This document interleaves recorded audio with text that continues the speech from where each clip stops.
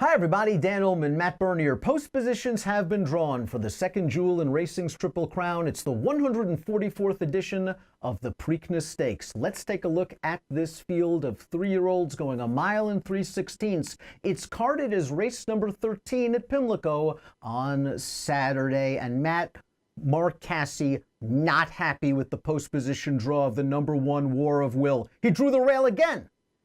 Yeah, Jay Privman tweeted earlier, just before the draw, saying that he spoke to Mark Casse, said, where would you like to be? Casse said anywhere but one. Lo and behold, here you are, post position number 1. Again, I understand maybe it's not ideal. I happen to be a fan of War of Will. I like him quite a bit in a spot like this. And maybe I'm being a little bit brash here. I don't think if he loses this race, I'd be stunned if it's because of the first post position. Even with Bourbon War, sure, he's going to have blinkers on for the first time, drawn just to the outside. But we know him. He's more of a horse that wants to come from a little bit off of it. I think you assume Warrior's Charge is going to go, and you try to sit that pocket trip. And I'm hopeful War of Will is a little bit kinder early this time around. I think the only reason he was as eager as he was in Louisville is because they needed to urge him out of the gate to try to establish position. There's a big, long run into the first turn this time around. I can't imagine that he's going to need to be used that hard in order to establish that spot. I agree with you. I think that he will try to get the pocket in the second flight, in behind the speeds of this race. Now, we remember his big races at the fairgrounds. He sort of used these outside sweeping moves to win. And while he was a little bit eager, as you mentioned, in the Kentucky Derby, I think all in all he settled just fine before being unfortunately impeded on the turn that caused all of that controversy in the Kentucky Derby. I'm not that concerned about the rail, but Mark Casse's certainly not happy about it. Bob Baffert has to be thrilled with the post position of the morning line favorite. That is Improbable, the number 4. We know that Improbable has a good stalking gear. He draws right outside the speed nearest the rail in Warrior's Charge. I think Mike Smith is going to let the speeds go, and he might be sitting in the second flight just outside of War of Will. I think that's a real possibility. Frankly, I would use this horse. I would be much more aggressive with him. I'm not convinced that he is as effective sitting in behind horses as he is when he's up there prompting the pace. And especially if you believe that Warrior's Charge is going to be the horse that goes out there and cuts out the fractions, he's breaking right next door to you. If I were Mike Smith, I would glue right to his flank and try to get first run on everyone in this entire race. If the other speeds want to go, sure, so be it. You take him back a little bit. But I think this horse, he still seems a little bit...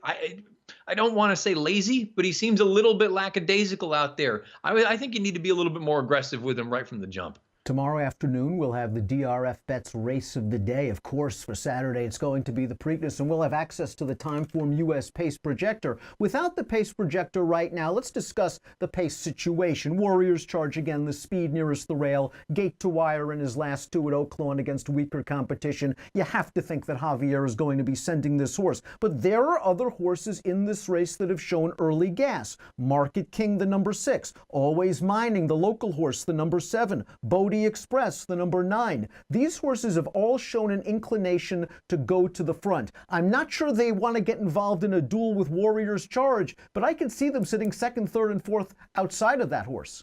Yeah, to me, of all those names, Always Mining is the one I think that you want to keep the most eye on, because I think they're going to use him and be aggressive early. It's one thing to sit off of horses when you're 1 to 20, as he was in the Tessio most recently. It's another thing against the better horses of your generation. I think you want to use his best asset, which is his speed. Use him out of there. As far as some of the other ones are concerned, Bodie Express, I could see them sitting with him, similar to the Florida Derby. I know they went much slower than what they probably will in the Preakness, but I think that's probably still his best sort of running style. And Market King, maybe I'm being a little bit silly here saying this. I just don't think he's naturally as fast as some of these horses early. Another Twist of Fate has shown speed in the past. He's also showed the willingness to rate. I think drawing post position 12 kind of takes the option out of Jose Ortiz's hands. I don't think he really wants to run and gun this horse to try to clear off from a Warrior's Charge. I think he'll break sharp. I think he'll try to get a good forward position without losing too much ground, but I could also see him settling into a 3-wide trip in the second flight.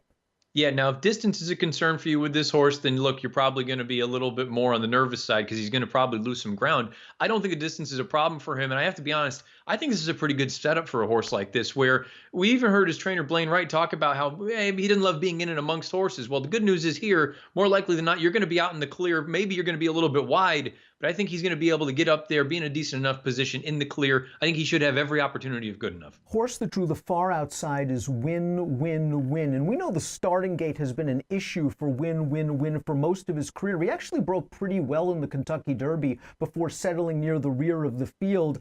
Breaking from the far outside post, however, with some distance concerns, I just have a feeling Julian Pimentel is going to break. He's going to try to save as much ground and try to hover near the back of the pack, hoping for a fast pace. Yeah, I agree 100%. I think you take him back, do what you have been doing. You're right. He was much better out of the gate in Louisville. He was even better out of the gate in Lexington for the Bluegrass. He just doesn't have a lot of early speed. And in a spot like this, if you do have those distance concerns, I think you take him back, you try to save ground and make one run. I'd also like him to be a little bit more aggressively ridden, rounding the far turn. They waited a long time before they used this horse in the Derby. It wasn't until about the quarter pole they really set him down. I think you got to use him earlier if you're going to have a chance to get up here at a race like this. How fast do you think they're going to go up front in this race? Because there are a couple of decent closers in here. Horses like Owendale and Signal Man and Laughing Fox and, of course, Bourbon War, who I think will be more mid-pack than a true closer with the addition of blinkers and the good inside post. These horses, obviously, because of their running style, they're going to need a little bit of racing luck, but they're also going to need some pace up front. Do you think this is going to be a fast pace, a slow pace, or a fair pace?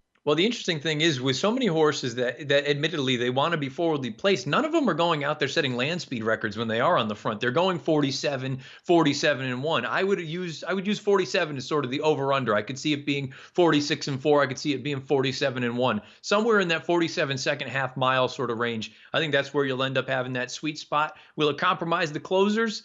I don't think it'll totally rule them out, but I do think they're going to have to be much the best if they're going to win in a spot like this. All right, who took the best of it? Who took the worst of it at the post position draw for the Preakness?